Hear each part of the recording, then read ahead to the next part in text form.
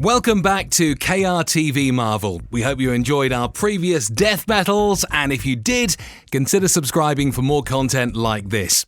Despite the brutal beating he took in Godzilla vs. Kong, is the king of the monsters truly capable of defeating MechaGodzilla? Let's find out. To really understand what Godzilla was up against, let's take a step back and see exactly what his opponent comes packed with. Keep in mind that I will be referencing some older movies for context, since Godzilla vs. Kong didn't provide any solid conclusions. MechaGodzilla powers. It is important to note that MechaGodzilla was custom built to fight and take down a Godzilla Titan. MechaGodzilla is quite strong, being able to throw around Godzilla by using his jet boosters for additional thrust. He can also use them to dodge Godzilla's physical attacks. We have also seen that MechaGodzilla's fighting style is comparable to a human's. Using its long arms and its main form of combat, it has a variety of missiles. Proton Beam. MechaGodzilla's most powerful weapon is his A-74 proton scream. Links state that after MechaGodzilla became powered by the Hollow Earth energy, the proton scream could reach energy yields up to 1,000,000 times that of a nuclear warhead. The beam was enough to overpower an exhausted Godzilla in a beam lock. Thrusters. Toho's MechaGodzilla in the 1993 movie had jet thrusters on his body that enabled him to fly through the air. They served as a method of escape when Godzilla was starting to gain the upper hand. Godzilla vs. Kong's MechaGodzilla, on the other hand, may not be able to fly, but he does come equipped with jets. But instead of using them to create distance between himself and Godzilla, MechaGodzilla weaponizes them in combat. By igniting his jets and propelling himself forward for short distances, he can add more power to his blows and make quick maneuvers when necessary.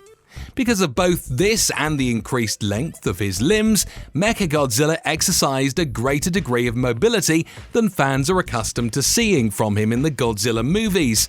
In the past, speed has been a big problem for MechaGodzilla. Godzilla vs. Kong fixed that issue. Life Force. And this mechanized monster is no joke, as in the 2021 movie, we see MechaGodzilla effortlessly killing the Skullcrawler, proving that he was incredibly powerful from the very beginning. But what made him dangerous enough to go toe-to-toe with Godzilla and win the mysterious life force that Dr. Lin's team and Apex found in the Hollow Earth?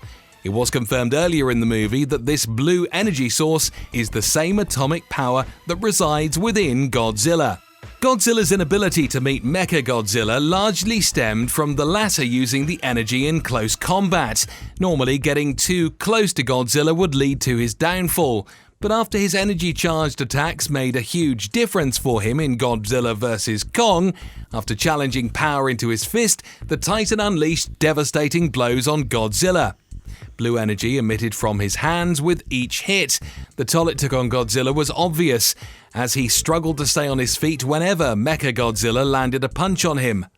MechaGodzilla exploited his weakness in this attack by transmitting this energy to his feet, thus forcing Godzilla to endure powered-up kicks as well.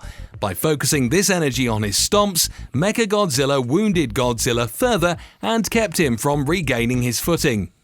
One reason why Kong was able to beat MechaGodzilla when Godzilla couldn't is that he only had to take one of MechaGodzilla's punches. It's not clear if he could have withstood the same beating that Godzilla had to suffer through from those blows.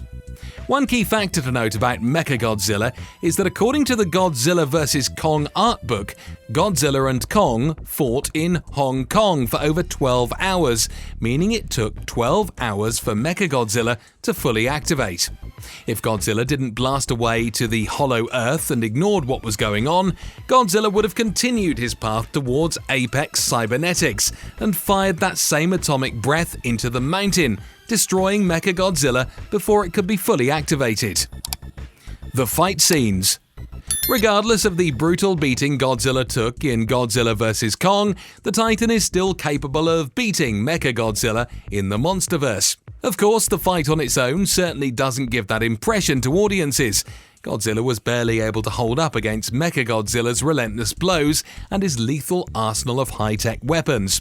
Godzilla, the same Titan who previously dethroned Ghidorah and beat Kong in not one but two punishing bolts, barely stood a chance against his robotic counterpart in Godzilla vs. Kong.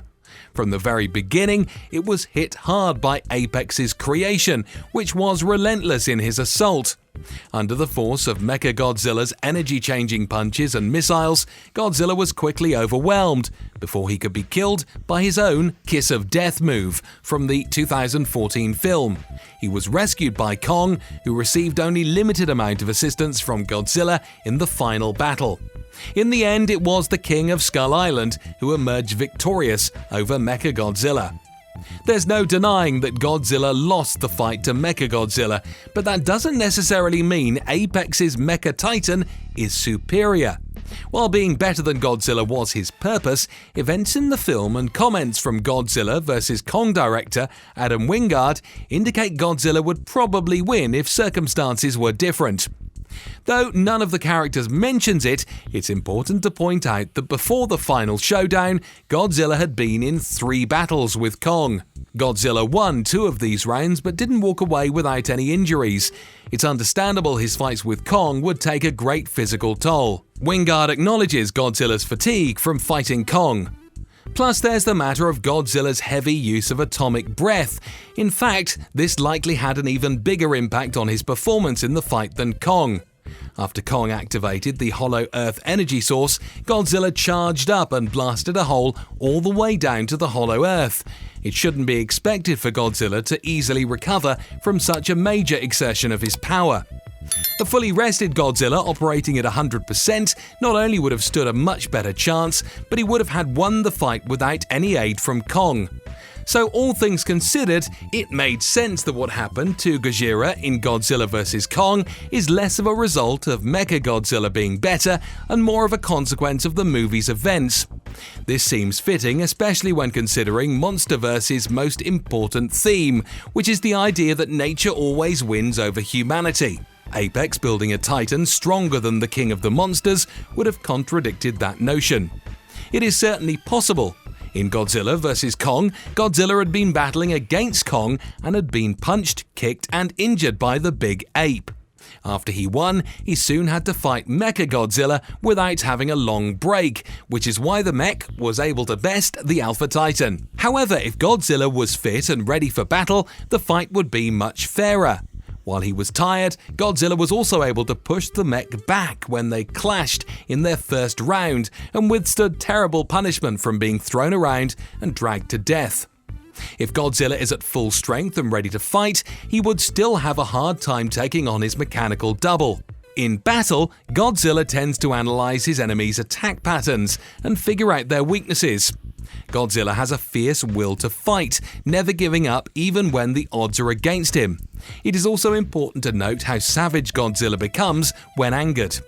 We saw how ruthless he went and how fast he can move in his 3rd round with Kong, becoming very violent when he stopped holding back and unleashed his full might.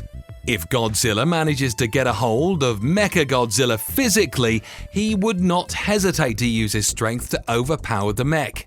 Godzilla can use his feet to crush its head or use his hands to rip its jaws apart. If given enough time, Godzilla can charge his atomic breath, like when he blasted a hole into the Hollow Earth, and obliterate the mech's power core and render it useless. He could have also avoided being overpowered by the proton scream in a beam lock. Winner! In conclusion, since the depiction of the fight in the movies was very problematic, I think Godzilla still stands a better chance of winning. So there you are guys, I hope this video offers some good insight. If you enjoyed it, be sure to hit that like button and subscribe to KRTV Marvel for more content like this. And as always, thanks for watching.